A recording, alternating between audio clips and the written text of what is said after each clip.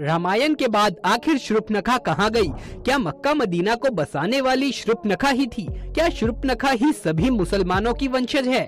रामायण तो आप सभी ने देखी होगी और सुनी भी होगी, लेकिन एक खास सवाल जो आज भी सबके जहन में उठता है कि रामायण में रावण के वध के बाद उसकी बहन शूर्पणखा आखिर कहाँ गई? इस खास रहस्य से पर्दा इसी वीडियो में उठाएंगे, तो इस वीडियो को अंत तक जरूर देखिएगा। दोस्तों नमस्कार, स्वागत है आपका हमारे चैनल पर एक बार फिर से। अगर ऐसे ही वीडियोस आगे भी देखते रहना चाहते हैं तो हमारे चैनल को सब्सक्राइब करके पास वाले बेल आइकन को भी दबा लें। दोस्तों हम सब जानते हैं कि रामायण में सभी राक्षसों का वध हुआ था और विभीषण के साथ ही उसके साथियों को लंका सौंपी गई थी, लेकिन शूर्पणखा का वध क्यों नहीं हुआ? उसकी नाक काट दी गई थी, उसके बाद वो कहाँ गई? इसका जिक्र रामायण में क्यों नहीं मिलता? दोस्तों ये तो आप जानते ही हैं कि जब शूर्पणखा श्री राम से आकर्षित होकर उनके पास चली गई और कहने लगी कि वो उनसे प्रेम करने लगी है, लेकिन श्री राम ने मना कर दिया क्योंकि उन्होंने पहले से ही माता सीता से विवाह कर रखा था। ऐसे में वो लक्ष्मण की तरफ इशारा कर देते हैं कि आप मेरे छोटे भाई से पूछ सकती हैं। उसी समय लक्ष्मण भी शूर्पणखा को मना कर देता है। शूर्पणखा वापस श्री राम के पास जाती है और उसके बाद माता सीता के खिलाफ कई कटु वचन बोलती है और उनको मारने के लिए उनकी तरफ झपटती है। इतने में ही लक्ष्मण बीच में बचाव करते हुए शूर्पणखा की नाक को काट देते हैं।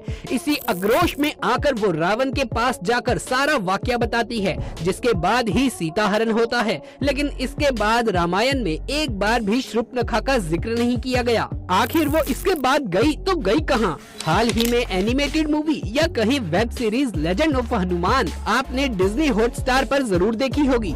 उसमें शूर्पणखा का जिक्र किया गया है, जहां कहा गया है कि प्रकृति माता द्वारा उसे बंदी बना लिया गया, लेकिन ये सरासर गलत है। कहा जाता है कि नाक कटने के बाद शूर्पणखा हर किसी के आपने अपना चेहरा छुपाने लगी। उसके सारे भाई धीरे धीरे कर भगवान श्री राम के हाथों मारे जा रहे थे।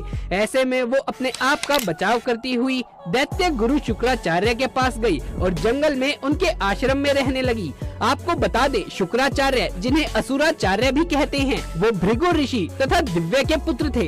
राक्षसों का वंश समाप्त ना हो इसके लिए शुक्राचार्य ने शिव जी की आराधना की और उनकी तपस्या से प्रसन्न होकर भगवान शिव ने शुक्राचार्य को अपना स्वरूप यानी कि शिवलिंग दे दिया और उनसे कहा कि जिस दिन कोई वैष्णवी यानी भगवान विष्णु का अवतार या कोई भी जो भगवान विष्णु को मानता हो, अगर गलती से भी इसके ऊपर किसी ने गंगा जल चढ़ा दिया तो राक्षसों का सर्वनाश हो जाएगा।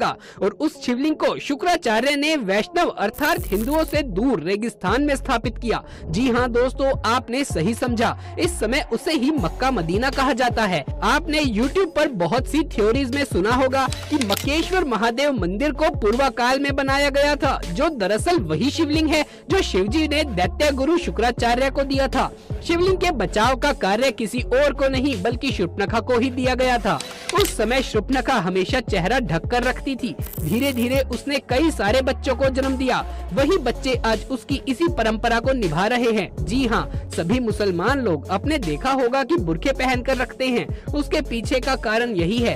दोस्तों मक्का मदीना में जो मक्केश्वर शिवलिंग रखा गया है, उसके बचाव के लिए शूर्पणखा ने वहीं पर रहना शुरू कर दिया और उस स्थान को आज के समय में मक्का मदीना कहा जाता है, जहाँ पर हिंदुओं का जाना वर्जित है। साथ ही धीरे धीरे शूर्पणखा के कई सारी परंपराओं को भी निर्माण किया, जिसमें से एक है बुर्का पहनना, क्योंकि ये पहले से ही शूर्पणखा का नित्य था। जहाँ शूर्पणखा सिर्फ और सिर्फ आंखें ही दिखाती थी। इतिहास की माने तो साथ ही साथ हमारे ग्रंथों में भी ये लिखा गया है कि द्वापर युग के बाद शूर्पणखा के वंशज कालांतर में अब्राहिम धर्म के अनुयायी हैं और साथ ही इसीलिए शुक्रवार का विशेष महत्व है।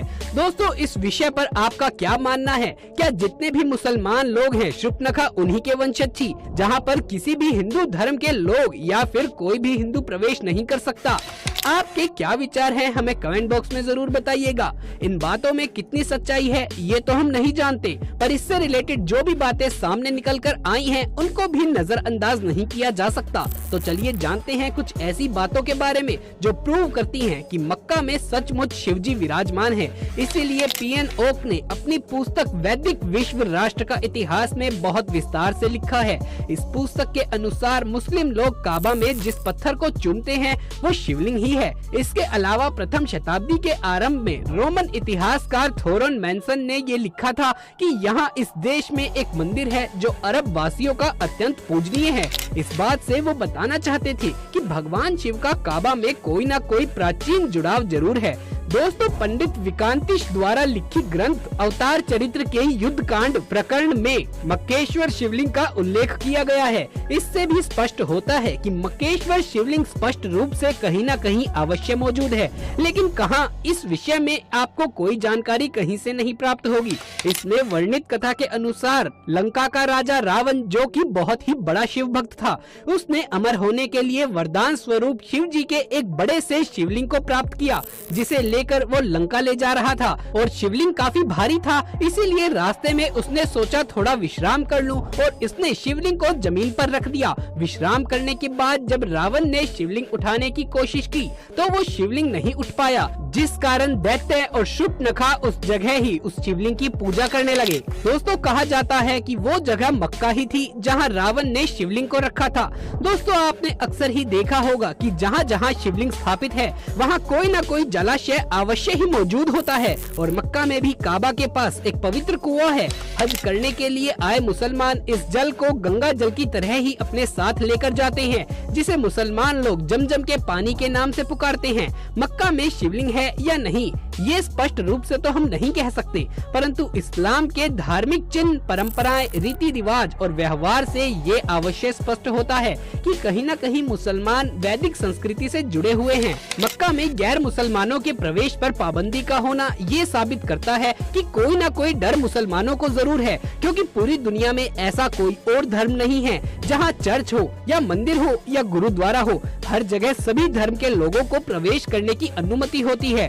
दोस्तों, क्या आपके दिमाग में कभी ये सवाल आया है कि मक्का के ऊपर काले रंग का ये कपड़ा क्यों रखा जाता है? चलिए इसके बारे में भी जानते हैं। दोस्तों, ये काला रंग संपूर्ण राक्षस जाति का प्रतीक माना गया है, और साथ ही किसी भी हिंदू को ये ना पता चल जाए कि इस्लाम के अनुयायी भी हमारी तरह ही शिव जी की पूजा करते हैं या इसमें आस्था रखते हैं। इसीलिए काबा पर काला कपड़ा रखा जाता है, और काबा को काले रंग से ढकने की परंपरा इसलिए ही निभाई जाती है क्योंकि शूर्पणखा यानी कि इस्लाम की देवी, वो भी रामायण काल और उसके बाद अपने मुंह को काले रंग से कपड़े से ही ढकती थी। और आज भी शूर्पणखा के वंश की महिलाएं भी काले रंग के बुरखे को ही पहनती हैं। मुसलमानों का शुक्रवार के दिन जुम्मा भी शुक्राचार्य के नाम की शुरुआती अंगुठियों को लेकर बनाया जाता है, जो कि बहुत ही चर्चित है।